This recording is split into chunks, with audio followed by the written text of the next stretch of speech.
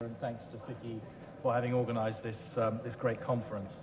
So I'm going to give you another industrial perspective on innovation in research and development and how innovation helps us keep ahead of the game in our business. I need to tell you a bit about the company, for those that aren't aware of what we do, a little bit about how we do research and development, and then how we stimulate innovation. And there's a bit of a punchline to this, which we'll come on to in the end. So we describe ourselves as a power systems company. We don't make cars, by the way. The cars are made by BMW. But our biggest activity is jet engines, gas turbines for civil aerospace applications. Just to give you a sense of proportion, a Rolls-Royce powered aircraft takes off or lands every 2.5 seconds somewhere on the globe. You see our Trent 900 engines hanging on the wing of an A380 there. In defence, we make engines for combat jets, for helicopters, for UAVs, and for transport aircraft. And in fact, every C-130 flying has got a Rolls-Royce engine in it. In marine, we make the propulsion and control systems for ships, and recently took a 50% share in MTU Diesels, the big German diesel engine company, along with Daimler. So we find ourselves in reciprocating engines as well as gas turbines. And in energy, we supply systems for oil and gas pumping, but also are heavily invested in nuclear power, because on the military side, we do the reactor systems for the Royal Navy submarines and use that expertise in civil nuclear. Now, in the interest of time, I'm actually going to skip over a couple of slides, tell you a little bit about what we're doing here in India. We're represented, in fact, across all of our sectors here in India. India is a big customer base for us. India is a part of our supply chain, and in fact, we have a joint venture with HAL making parts for our gas turbines.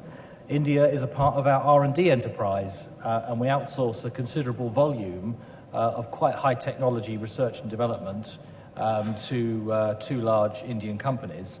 And soon, we're hoping India is going to be an increasing part of our innovation process. Just to give you a sense of scale of the business, our order book, in fact our half-year results have just come out, so that figure has gone up from 60 billion to 69 billion pounds. But you can see that as a multiple of the group's annual revenue, that's very high, over 5 times our annual revenue in orders. Fortunately for us, that means our customers are very keen on buying the products. A lot of that growth is stimulated by the growth in civil aerospace. Many of you will be aware the latest generation of aircraft, particularly the A350 and the Boeing 787 Dreamliner, are both 20 to 25% more fuel efficient than their predecessors. So if you're running an airline, and if any of you happen to want to run an airline, you really do need the very latest airplanes to keep competitive, or you'll go out of business compared with the competition. I'm going to skip over a couple once again in the spirit of timeliness. Our formula for profitable growth in our business is based on a very simple strategy, but it's a strategy that everyone in the company remembers and everyone in the company knows how they can contribute to. And the strategy is to bring innovative technology, products and services to our customers and give our customers a competitive edge in their particular markets. And to do that, we have to make sure that we keep quality, delivery, responsiveness and reliability as absolutely paramount, with safety being above everything else. But the important thing I want to bring to life is we see ourselves as an innovative company, a company that requires a flow of innovative ideas in order to keep us ahead of the game. So we invest quite a bit of money in research and development. Last year we invested £920 million, and we already do a lot of R&D outsourcing. In fact, all of our low TRL research So the kind of research that came from the previous two speakers is entirely outsourced within our business. We don't have an in-house research centre. Instead, we have a network of 28 university technology centres globally. These are physical centres which are staffed by university staff, and they are jointly funded by the university and by Rolls-Royce, and all of the output from those centres is Rolls-Royce intellectual property. We found that formula to be very, very successful, and a way not only of getting a kind of cash multiple on our research investment, but also linking into the network of academic innovation far more closely than if we just have an arm's length relationship. When we talk about innovation within Rolls-Royce, we describe any idea that brings competitive advantage to our business. And we're very careful in the use of our language in the company not to discriminate against simple evolutionary ideas or just ways of making our business run better. We don't just take the light bulb moment type of idea or the sudden development of a new material as being the only form of quality innovation. Sometimes some of the things that have brought the most value to us as a company are simple service offerings to our customers. And to us, that is as quality and innovation as the development of a new high-temperature metal nickel-based superalloy for our gas turbines in our engines. We look to innovation to provide better products, better services, more efficient ways that we can work, talented people, because people like to work on the latest technology, and a focus on operational excellence and delivery. And once again, in the interest of time, I'm not going to go through all these pictures, but the kind of products that are the appetite, that create the appetite for this innovation, include our jet engines, so the Trent engines there, which power the wide-bodied jets. There's 18,000 parts in each of those engines, and each one of them has got some kind of innovation in the way it's manufactured, in its function, in what it does, and of course system innovation at whole engine level. And just to give you one other example here, I'll go down to the total care solution, which is a servicing package, an aftercare package that we offer our customers.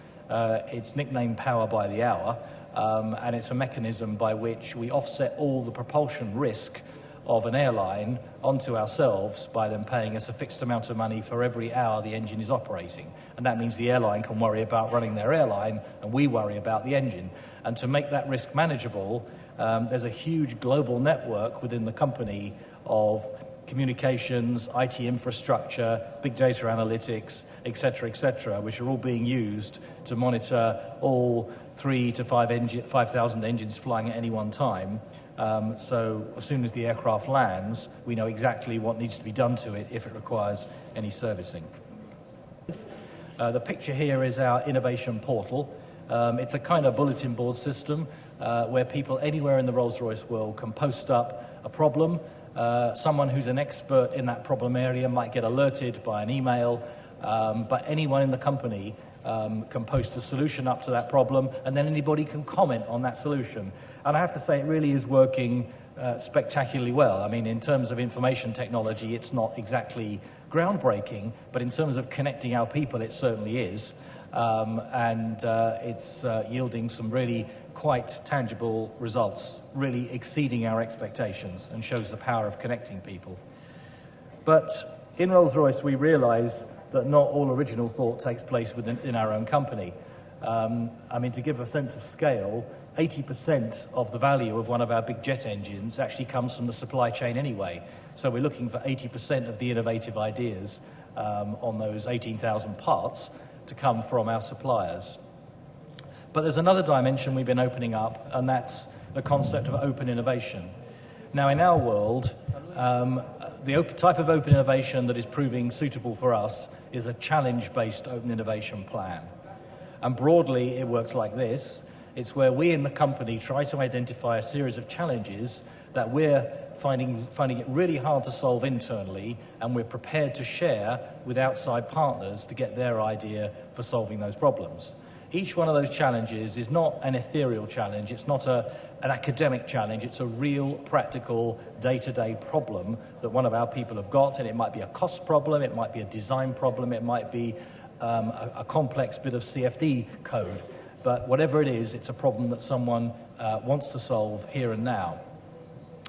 We launched our first Open Innovation Initiative in Japan last year, and it really was quite a success. A website was put up. The local trade bodies in Japan helped us identify groups of companies that we wanted to approach to join our Open Innovation Initiative, and a series of advanced technology manufacturing challenges were shared with those companies, and we discovered a whole range of techniques we never knew existed before, and for that reason we've declared it to be quite a success. And we're delighted to say that we're now opening a similar scheme in India, a different set of challenges to suit India's expertise.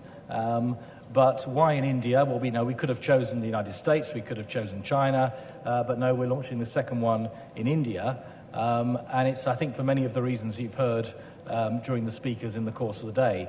India's massive growing economy.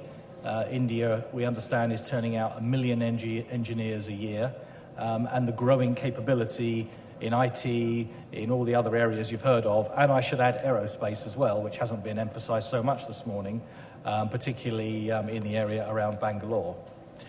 So we'll be saying a little bit more about what the challenges are, at least generically, in a short while. But I'm just going to really close off by saying that we're delighted to be here. Rolls-Royce has a presence in India, which isn't as large as perhaps GE's presence right now or some other companies that have been mentioned this morning, but we plan with time that that's going to grow and change on the back of India's growing fortunes. So thank you for listening.